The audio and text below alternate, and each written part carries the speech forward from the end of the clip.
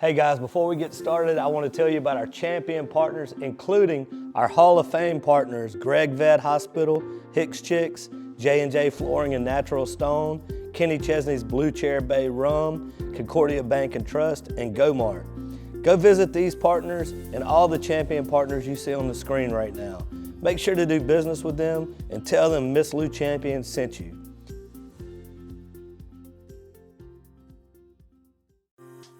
Today I have a champion story for you. I'm sitting down with Zach Lawless, CEO of Hyer Boots, and behind this brand is a story that feels almost too good to be true. It starts generations ago, disappears for decades, and then comes back through family history, perseverance, and a mission to restore something that mattered.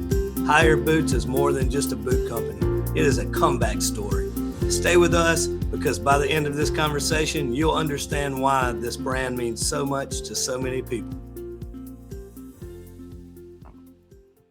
All right, guys, I have a champion story for you today. I have Zach Lawless, CEO and owner of Hyer Boots, with us today. How are you, man? Doing well. Excited to be on with you. Yeah, well, we talked back at Market a while back and asked you to come on the show, and I love your story. We first met your team at the Western Market in Dallas, and I heard the story or stories behind the brand. And that was a big part of why we decided to learn more about the product and ultimately now carry Hyer Boots in our store here in Natchez. We'll talk about the boots a little bit later, but let's start with the story. Let's go back to 1875, I guess, when the company started. Your grandfather basically invented the cowboy boot, you could say. So tell us about the day the cowboy boot was born. Yeah, and Ronnie, I think, in fact, we might have met at the hotel bar. We did. Is actually where we first met, and we told you the story then. So you had a few drinks in the time, so that's why it probably sounded so great. But it was extra cool then. That's right. Right. Exactly. But no, we our claim to fame is obviously that we're credited with inventing the cowboy boot. My grandfather, a guy by the name of C.H. Hyer, great-great-grandfather, a guy by the name of C.H. Hyer, is credited with inventing that cowboy boot in 1875. And, he is really a great example of kind of the American dream. He was a son of a German immigrant, grew up poor by kind of any means, and actually took a job working on the railroad that brought him into Kansas City. And when he came to Kansas City, he decided to start looking for another job. Actually took a job teaching at the School of the Deaf and Blind here in Kansas City, right off the Santa Fe Trail. And he was teaching shoe and last making at that school, and originally opened up Hyer Boots as a way for the students at that school to make a little bit of extra income using the trades he was teaching them. And so he opened up the storefront right during the heyday of the long haul cattle days in the 1800s, 1874. And a year later, Cowboy came in and said, "Make me the best pair of boots you possibly can for my job." And that's when C.H. Hyer put a pointy toe, a raised heel, and a scalp top on a pair of boots and started selling them as cowboy boots. And in 1875, he took out an ad in the paper for cowboy boots, which is the first known reference ever to a cowboy boot. So before that day, before that cowboy walked in that store, there was footwear for cowboys, but not necessarily the way that he constructed it and named it the cowboy boot. Is that correct? Yeah, that's correct. I think that you kind of have to almost go back in time to kind of figure out where the world was at that point in time. But for reference, in 1865, they invented the right and left foot shoe. So footwear was very rudimentary at this point in time. And so the idea of adding a pointed toe, scallop top, and a raised heel by today's standard doesn't sound like crazy, but at that point in time, it was pretty nuts. And a lot of those cowboys that were coming in and out of his store, they were still wearing their old Civil War cavalry boots, which had a really low heel on them. Or a lot of the guys who had a little bit more money were going and getting what's called a Hessing boot. Like if you've ever seen a marching band and there's boots with like the tassel in the front of it, that's a Hessing boot. Again, it's got a really low heel. So that's what the majority of the people were wearing at that point in time. So it was a huge change in product. And then it was also adding that name to it, the cowboy boot. That's so cool, man. So Hyer, I guess, was it called Hyer then? Was that? Yeah, it was the brand. Okay. It was Hyer Brothers because it was him and his brother, and then it became C.H. Hyer and Sons later. Okay. Well, the company, according to my research, was really the biggest cowboy boot brand, and actually, I think the largest footwear manufacturer in the United States from the late 1800s until like the 1920s, 1930s. Is that correct? Yeah, it's actually, inventor of the cowboy boot is what we're famous for. But I always say that C.H. Hyer's best, my great great grandfather's best invention, was that in 1884 he became the first mail order catalog for footwear in the United States. So back in the day, there wasn't like a size. You couldn't go to your store and get a size 9D or whatever it is. In fact, if you wanted to make a shoe, you had to actually go to your local cobbler. They would trace your foot and they'd make what's called a last out of it. And so you couldn't buy mail order shoes. You couldn't get shoes to the mail. You couldn't get them from your local cobbler. Everything had to be made specifically for you. But what C.H. Hyer allowed you to do was trace your foot on a piece of paper, send it in through the mail, and then we would make a boot for you. And that invention, right along the same time that like the U.S. Postal Service really became around, let us grow to being more than just a local cobbler and to being a national brand. And we grew to being the largest footwear manufacturer in the United States from about the 1890s, 1920s, 1930s, somewhere in there. Man, that's unbelievable. You say you just draw your foot on a piece of paper, trace your foot, and they would make a boot from it. It's one of those things. I think like by frame of reference, it doesn't sound that crazy, but if you think about it, he had to, the stories in our family go, he had to actually go all the way to the East Coast to buy a printing press, because this is in Kansas in the 1800s. There was no printing presses in Kansas. He had to go to the East Coast, buy a printing press, bring it back, learn how to use a printing press, and then start printing catalogs. And then figuring out how to ship them. You had to get mailing addresses. Like, it's still hard to even manage an email list by today's standards. Like, imagine back in the day, you had to go find a printing press. You had to be the one that was figuring out how to get the printing dies cut, everything. Like, the lift to be able to figure that out is mind blowing to me. I think it's like I said, inventor of the cowboy boot is really easy to talk about, but I think that's like the coolest thing he did.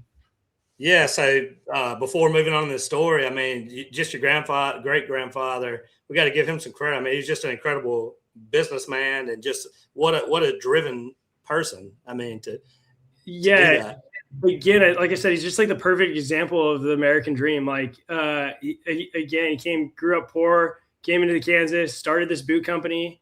And then the reality is that the reason he went and got the printing press and started the mail order catalog is because the railroad ended in Kansas. And so eventually that railroad, and that's why all the cowboys were coming up. So that was what was called the golden years of cowboying, depending on who you talk about too. But it was the long haul cattle drive days. People were coming up from Texas, Colorado. So there's tons of cowboys coming into town. When that railroad extended down into Texas and Colorado, his customers weren't coming through anymore. And he almost went out of business. So he went and actually found the printing press as a way to start reaching all of them when they weren't coming up on the trails anymore. And so again, 1800 standard. Yeah. Just a savvy businessman. And I think that's the coolest part about it. I always look back and I'm like, man, C.H. Hyer would have been a cool guy to talk to back in the day. No doubt, man. No doubt. That's awesome. So I was thinking about the manufacturing back then and when it said the world's largest footwear manufacturer, do you even know anything about like his operational process back then or anything? Do you have any idea how he actually manufactured all of those boots? Yeah. I mean, again, we're starting to talk about some like fun stories that I don't really get to tell that often, but the manufacturing process back in the day, prior to kind of the assembly line, you'd have one person who would build every single thing, right? They'd build a boot from start to finish. And that was a real bottleneck back in the day of trying to find that labor. And so a lot of what C.H. Hyer was doing is actually going up into, he was actually sending people to recruit out of Chicago and New York to find immigrants that were coming over on the boats and bringing them in. And in a letter that he addressed to Justin Boots, which is interesting, what we ended up finding out was that John Justin and C.H. Hyer were in communication through letters. They were writing letters back and forth to each other and a few other footwear manufacturers. And in one of those letters that they have at the John Justin Museum, they're talking about how hard it is to find labor. And C.H. Hyer is talking about how he's actually started to train people on just one individual task so that they can push the boots along. And it was like 10, 15 years before the invention of the assembly line. And so he kind of was starting to figure out like the assembly press before Henry Ford. Obviously, Henry Ford is the one who made it into building cars on a whole different level. But but again, they were manufacturing. They started to build kind of an assembly line manufacturing skill set in like the late 1800s, early 1900s, and then continued to grow. His son, C.A. Hyer, my great grandfather, ended up being more of like a mechanical genius, and so he started building a lot of new equipment for footwear. And actually, a lot of the same equipment that he built and developed, and at one point even had patents on, are still the equipment that's being used today. So it's kind of cool to like go to like the current manufacturer. Like when we go to our current manufacturer, they still have a machine, like this one machine that turns boots inside out when you're done stitching them. And that was C.A. Hyer's invention. So he kind of worked off of what his dad left him and built onto that into more of like an industrial age design space. Man, that's cool, man. I didn't know that part of it. And so there's some stories and pictures of some very famous people wearing Hyer boots back in the day. I know there's a lot more to the story, so don't leave yet if you're watching, but I wanted to kind of mention this here too, because this is really cool. Who are some of the people that were wearing boots and all of that, the Hyer boots back then? Yeah, I always like to say that, with being the biggest boot brand at that time period, we were kind of synonymous with all the legends of the West. So everyone from outlaws like Billy the Kid and Jesse James to presidents like Calvin Coolidge and Teddy Roosevelt, all the way to more contemporary icons. Marilyn Monroe's last movie was in a pair of Hyer boots. Larry Mahan, we were his first sponsor. Midnight Cowboy was the opening scene is him opening up a Hyer Boots box. So we had a very storied place in the West, and I always like to say, some people have like memorabilia of famous people. My family has famous people's feet. We have tracings of them on pieces of paper, so it's kind of a weird thing that we've got, but we'll take it. Yeah, I don't know if you watch football, but Rex Ryan would love that. He's I was hoping you were gonna get that joke. Yeah, definitely. I threw it out there. It was either gonna bomb or it was gonna be awesome. He doesn't shy away from it either, which is the best part. That is the best part. And then real quick before we get on with the story, to the next part of the story, is you guys also kind of played a role in World War I and maybe into World War II. Is that correct? Like you manufactured Yeah, especially in World War I. Obviously there's a lot more horseback in World War I, and so we played a big part in outfitting the cavalry in World War I. I think World War I and World War II. As we can see from the company side of things, we obviously jumped into the war effort, and we were building a lot of the cavalry boots back in the day. It's crazy, man. Yeah. Well, so let's jump ahead. This is where it gets even more interesting. Is let's jump ahead, till the 1960s, 70s, that time period. What happened then? Yeah, so about the 60s is when the company started to fall on hard times. My great grandfather got really sick. His three sons, he had 5 kids, 2 daughters, 3 sons. The 3 sons started to take over and struggled to do so. And eventually mixed that with a few fires, with 2 factory fires. And we ended up losing the boot company. My family ended up losing the boot company in 1971, and not in the fun way where you sell and make a lot of money and retire, in the not fun way where the bank takes over it and kind of takes everything that you've got on collateral against it. And so we, and then in 78, the bank actually sold it. They ran in receivership for 7 years and then eventually sold it to Tony Lama, who shut it down. We believe, we don't have an exact year, but somewhere around 1985. So that was the last time that anyone ever made a Hyer boot. And I always say that it kind of drifted into the history of the West, but it also kind of drifted into the history of my family. You see, like even though it was C.H. Hyer's last 3 sons that tried to run that business, they actually eventually failed. My grandfather, who was married to one of his daughters, tried to buy the company out of bankruptcy. They couldn't handle the loan that they took out to do it. So my grandfather ended up being the last CEO of the business, and it ended up being kind of a very tumultuous time for my family and for him specifically. And so he took everything that he had left over from that factory and put it in really 2 boxes in the basement of their house, and we never talked about it. I always say, and I don't think people ever believe me, but I always say, like, I grew up knowing nothing about Hyer boots, and the reality is, I joke that, like, my grandmother would make comments, she'd be like, "Hey, we invented the cowboy boot." And you'd be like, "Yeah, sure. Grandma and dad invented the internet." Like nobody believed what she was saying. So it just kind of faded in the past of even our family and the history of the West.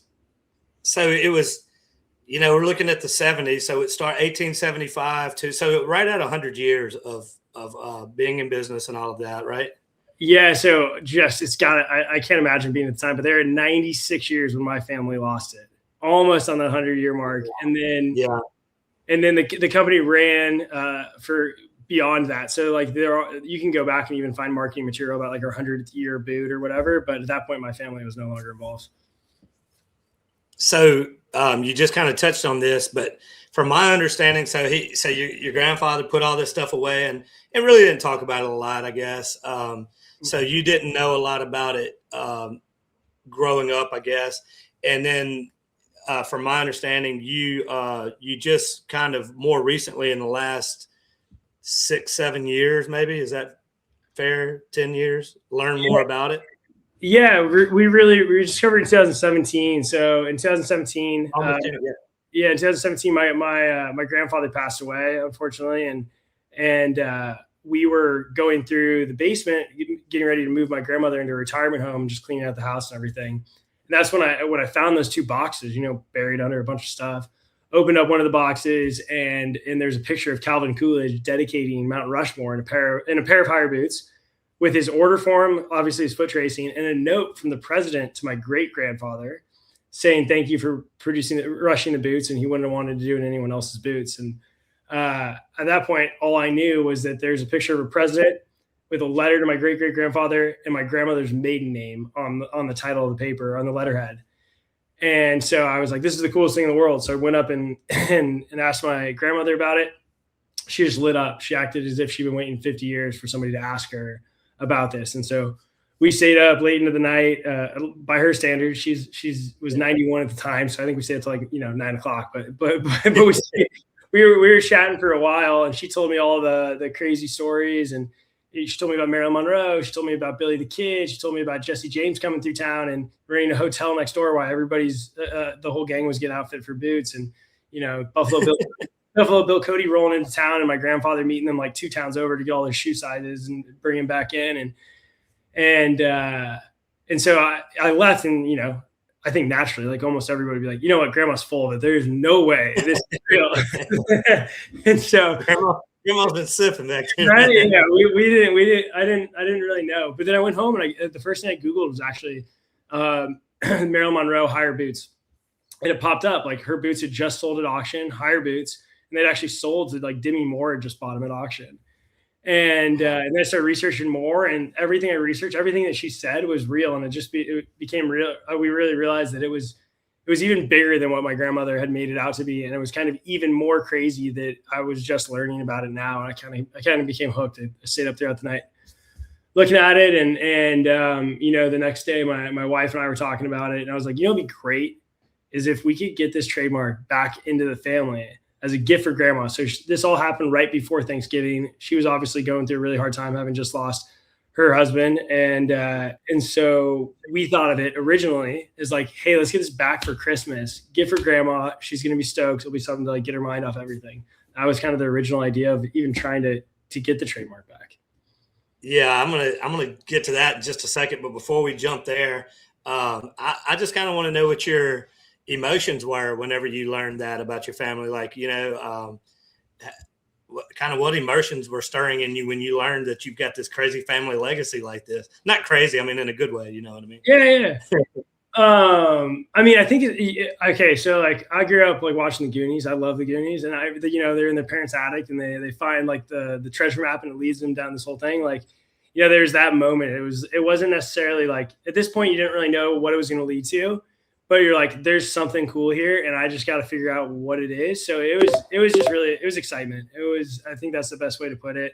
Excitement, curiosity, and that was really And there's definitely a level of pride. Like, okay, cool. This is something like awesome that our family did, and you just want to learn more about it.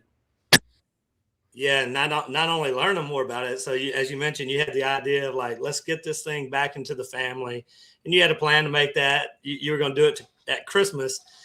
thinking, yeah, that'll be a great Christmas present or whatever. But turned out not to be such an easy process. Yeah. And I love this part of the process. So what happens after that? Like you were, what as easy as you thought? What happens now? Yeah, so the first thing we did was obviously look up who owns that trademark, and I was expecting to be like some Joe Schmo in the middle of nowhere, and turns out ended up being Berkshire Hathaway, and so for some reason I would say like most people are like, oh, I would have probably given up then, but at that point for me it was actually like, okay, here's like a big enough organization, that it might actually be easier to deal with them. And so I called up Berkshire Hathaway, told them the story about my sweet old grandmother and how much it would mean to her, and and they told me to go kick rocks. They were not interested in selling the trademark. Didn't even want to give me a price, but just kind of like let it go there. And getting off the phone with them, I was like, hey, look, I'm a lot more persistent than I am intelligent. Like you're gonna hear from me until we get this thing back. And so what my wife and I crafted was the plan where we would spend an hour every Wednesday from 11 to noon, just calling as many people as we could get a hold of at Berkshire Hathaway until we'd get them to do something. And it took us 18 months. We called every Wednesday for 18 months, or spent an hour. I say it wasn't even a call; it was multiple calls. Spent an hour every Wednesday for 18 months until we finally, I guess, frustrated the right people enough that they decided to drop the trademark, give us the opportunity to relaunch Hyer Boots. Do you remember the call that did it? Do you remember like thinking, "Oh crap, we've been doing this a year and a half. This might be it," or yeah, no. I mean, I think that there were some calls where we started to realize that like, it started to realize at some point that we were starting to make sense. They hadn't been using the trademark. I think that's really what it came down to, is you hadn't been using the trademark. You're not supposed to be able to hold trademarks for longer than you needed to. And so I think like there became a realization where it's like, here's somebody who's gonna really call us out on the usage of this trademark, and we need to either do something or make him happy. And I think they decided to make me happy as opposed to trying to do something about it. So that was kind of how it all came together. But I wouldn't say it was like necessarily just like out of the goodness of their hearts that they decided to drop it. So real quick, let's just kind of take a sidestep and then we'll get back here. What were you doing before this? Like before all this crazy Hyer Boot came out of nowhere, what were you doing then? Yeah, at that point in time, I was still pretty early in my career, so I was kind of still figuring out what I wanted to do. I graduated college with an engineering degree, went and worked in finance for a family office in New York City for a little while. And then I started my first company in 2015. We were doing grab and go food, as crazy as that sounds, but the goal was to try to build the first like brand name in grab and go food. Food's really tough. But I learned that one the hard way. But yeah, I'd started another business. So at that point in time, as crazy as it sounds, we'd actually raised money for that other business. And when we found out we got the trademark back, was like a week after I closed a deal closed a round of funding in the other business. Wow. Yeah. And it was time for you to shift gears after that. Before we can talk about the next step, what were your emotions after 18 months? Because I mean, it's got to be like, it's got to be emotional to get turned down every Wednesday for 18 months. What were you feeling when you finally got it back? Yeah, well, we were just talking about it. I just finished raising another round for another business, and anyone who's ever had to raise money for any business knows that you got to get really good at getting rejected. You have to be really good at it. And I guess anyone in sales has to figure that one out. So at this point, one thing I was probably best at was getting rejected. So I could jump on that call every Wednesday and it wouldn't really bug me too much. It just felt like something I was doing. But I do remember at one point, my wife was like, I think we're going crazy. I think you're going crazy. Like, why are you still doing this? Like, they're getting angry at you. They were threatening to sue us. And so there was kind of there was definitely a moment where we were like, where my wife was really like, what are we doing? And I don't know. I kind of looked at that as like, okay, this means that we're actually doing something. We've gotten to the point where my wife's freaking out. It means that somebody on their side is probably getting frustrated. Like this is where it gets interesting. Like I just felt like at that point something was going to move, and eventually it did. Man, so now you fought like crazy. You've learned about the history of the business. You fought like crazy to get it back. So what's the next move that you made? Yeah, well, so I would say that by the time they dropped it, I never really thought we would get it back. I guess in my mind, I kind of thought at this point, it wasn't really about a gift for grandmother. Christmas had passed. It wasn't. We learned a lot about trademark law and a bunch of other things during that period of time. And so I remember they dropped it, and I was just like, oh my gosh, like what do we do now? And one of the things we learned through trademark law is you can't file a trademark unless you have a company or a business that actually like one can own the trademark and two can produce the product that you're going to with the trademark. And so the first thing was like, okay, well, let's just go, a little side hustle. Again, I just raised money for another business. So I was like, side hustle, let's just produce some like really cool boots, like a small production line. Let's learn how to go do it. And figure it out from there. And so I actually, went down to El Paso, Texas to try to figure out like what I could like boot making, how it worked, all of that. Cause I didn't grow up in the factory. I knew nothing about boots at this point in time. And went down there, and this is the middle of COVID. This is 2020, right? So nobody's letting me into a factory. I literally flew into El Paso, and I couldn't get a meeting with anyone. I was knocking on doors, people wouldn't let me in. And then actually I was like, okay, well, Leon's the next place. So then I went down to Leon, and it was like, oh, come out with us. We'll get tequila shots, lunch. It'll be fun. Like, and everybody was really warm and inviting. And at that point in time, I started to learn a little bit about boot making, but the interesting part was everybody thought the story was really interesting. I had a few of the factory owners who were like, look, you've got something here. They're like, you've really got something here. Like, I would invest in you, but you don't know how to make boots yet. And you need to learn how to make boots. You need to learn how to make a spec sheet. You need to know who your customer is. And then it kind of hit me. It was like, crap, I run another business. I know I need all those things. Like, there's no such thing as doing this as a side hustle. No one's going to take me serious if I do it as a side hustle.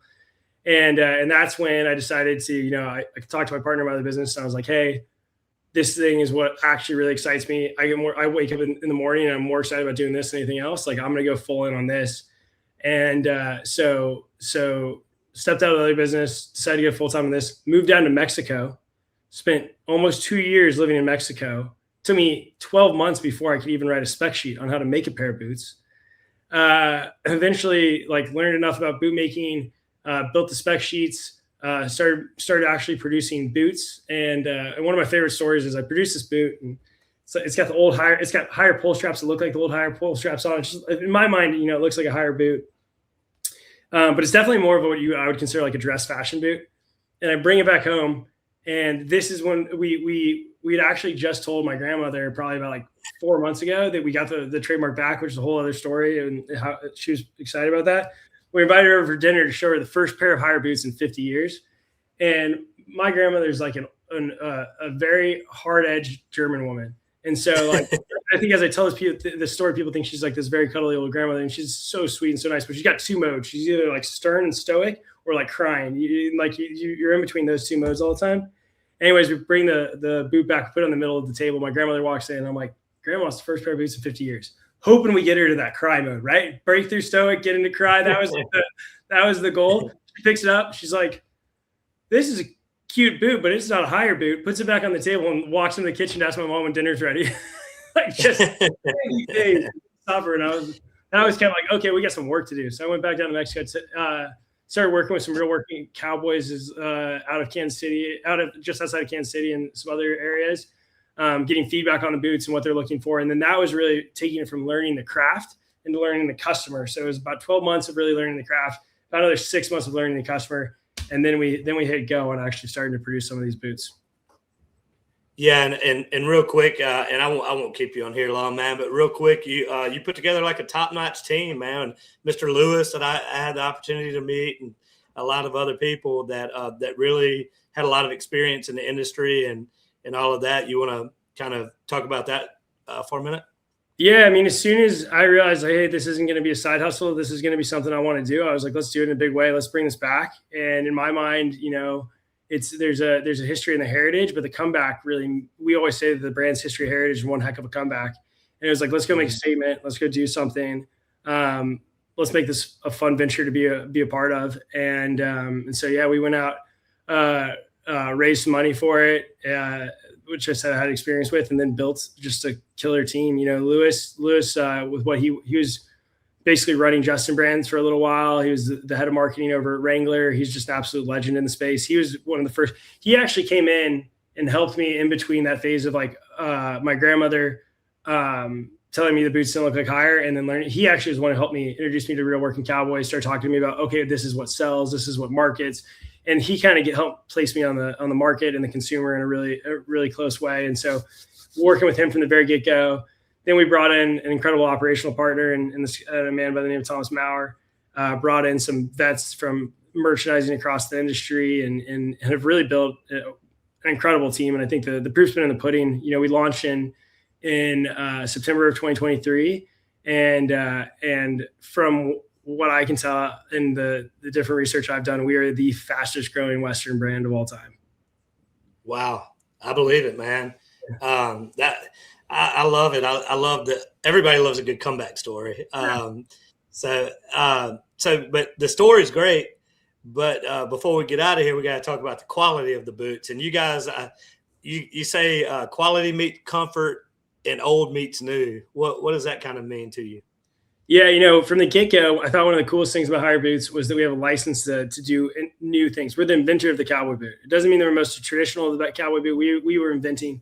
And even to the point we went out of business, our slogan was the oldest boot company with the newest ideas, which I thought was like awesome. So let's go figure out how to build the best of old world's craftsmanship with new age innovation and concepts. And so obviously, one of the things people always talk about is like cowboy boots are so uncomfortable.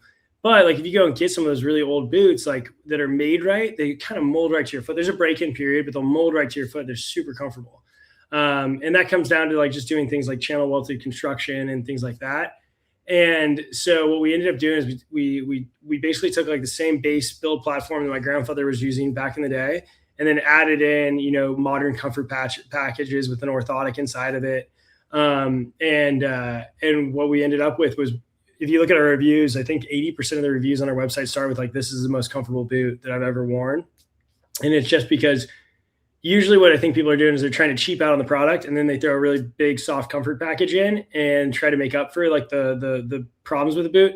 Whereas what we built was a traditional craftsmanship that's going to mold right to your foot and has that flexibility. And then we threw in that comfort package. And I always tell people when they're trying on the boot, or when they're learning about the brand, I'll get them, like, obviously I'll introduce the story, but then I'll be like, you can't, I could sit here and tell you about all the things we do with comfort, but you have to put your foot in the boot. And everyone's like, that's BS. I've tried on a million boots. And then they put on the boot and they're like, oh my gosh, I do feel the difference. This is crazy.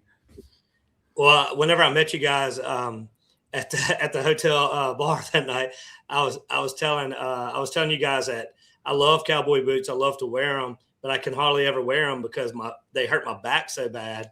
And I can't remember if it was you or Mr. Lewis. It was like, you're wearing the wrong kind of boots. And one of you guys were like, trust me on this. So I got the ostrich skin. I'm not sure the name of it or anything like that, but I got the ostrich. Taylor, who was with you guys, sent a pair, and I was like, all right, I'm gonna give it a go.